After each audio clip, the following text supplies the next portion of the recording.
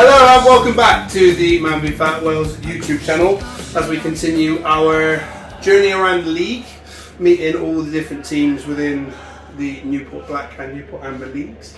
And today I'm joined by two members of the Bogeymen. Joseph or Joe? Joe. It depends on the day. Joseph, if I've done something bad. Well, you just won, haven't you? So Joe, Joe Morola and Richie. This is the biggest fable in Newport, I think. How do you pronounce your surname? It's pretty straightforward. Well, Nesbert. Is it Nesbit? Bird. It's a bird. Do you get Nesbit a lot because of James? In school I did. Yeah. We're Not called James, more Rapsy. Rapsy? Remember? Scottish guy? You'd have to Google him. Maybe before your time. Richie Nesbert. Thank you very much, boys. So all we want to do is just run through the Bogeymen. Tell us the insight, and we'll do this quickly because there's a bike outside that I really don't want to get now during the time we're in. So, tell us, how has the season gone so far? Season 6. I think it's gone great. At least on my part, I'm meeting my targets. I'm losing weight, which is what I've come here for. Sure. And I'm getting to kick a few people on the way as well. I enjoy that part of it too, but I don't get pulled up. So what are the targets? What was the goal?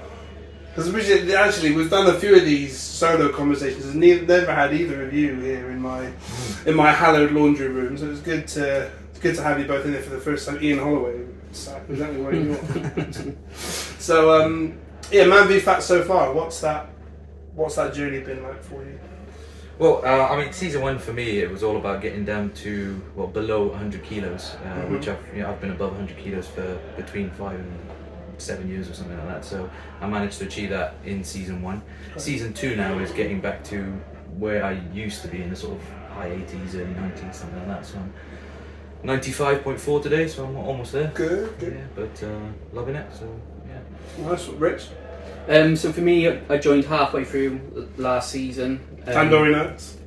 What's that? Tandoori Nights. Yeah, Tandoori Nights.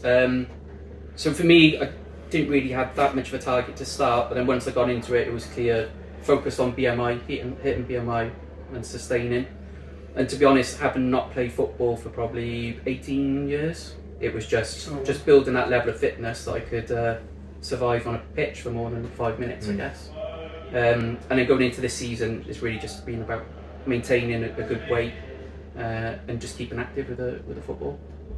Both of you regulars, at least when I look at the 11s teams, regulars in the 11s teams. Is 11s football something that you played before, or is the door been opened by MANvFAT, or maybe a bit of both? No, I mean, in my earlier days, I was an 11-a-side player, which is, the beauty about that is that the goals are bigger, so I can actually hit the target. You don't struggle with that. Definitely used to be an 11-a-side. 7-a-side is much, it's a quicker pace, so you've got to be a bit quicker on your feet, pass the ball a lot quicker. So probably struggle with that, but getting. And for me, it was 11-a-side youth football. I didn't play any men's 11-a-side. Literally played till about 17 and then stopped completely, to be honest. It was just a bit weird when those things. I thought, stop for a bit and you pick it back up, and then before you know it, 18, 19 years have gone past. But 11-a-side is definitely something I enjoy. Very good. We're talking, if we switch gears a little bit now, talk about the rest of the team. Is there a player on your team that you'd like to shout out for having a particularly good season? Someone that's making the difference, either on the pitch or scales wise? Hopefully you pick two different people. I mean, for me, I think, all the players contribute equally. But I think, I watch Gavin and, I see how he moves around the pitch. I see how he controls the ball, how he strikes the ball, how he passes the ball. I basically think, wow, I want to strike the ball like him. He's a cool, calm, collected guy. So shout out to Gavin.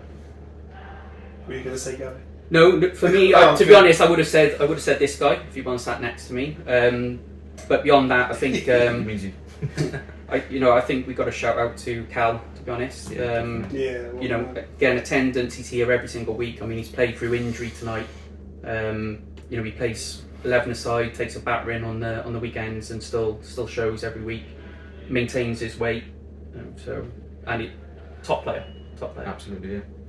If we were having solo conversations, I'd always finish by asking, what would you say to somebody who was thinking about joining MANvFAT? And because we haven't had you guys in before we do the quick fire round, I'd like to ask you both. If you were talking to fictional Barry, who is thinking about joining MANvFAT, but he's not quite sure, he's looking to shift a few pounds, and he likes football, what would you say to my mate fictional Barry?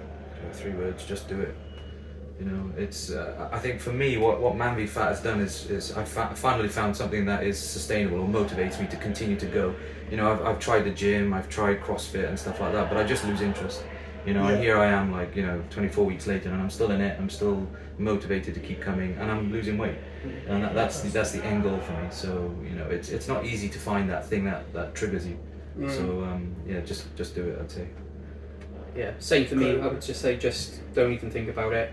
But it's the classic, like anything though, the more you put in, the more you get out from Absolutely, it. yeah. So, you know, once you've stepped over the line, throw yourself into it, you know, because, you know, you can do it half-hearted, but you're not going to get the full benefit. You know, you've got to really, just throw yourself into it. I mean, there's nothing to lose. You know, what's the worst that can happen? Nothing. And just one additional thing as well. You know, a lot of people might be put off by the money side of it. But all I would say to them is just invest in yourself. Just see it as an investment in your health, and just go for it. You know, 28 quid for some people is a lot, but your health is important as well. I'm obviously talking, you know, from a medic's point of view. But just do it, yeah. Thank you both very much. I feel like we should get like a jingle for this bit. Stan, if you can stick a jingle here, that'd be really good.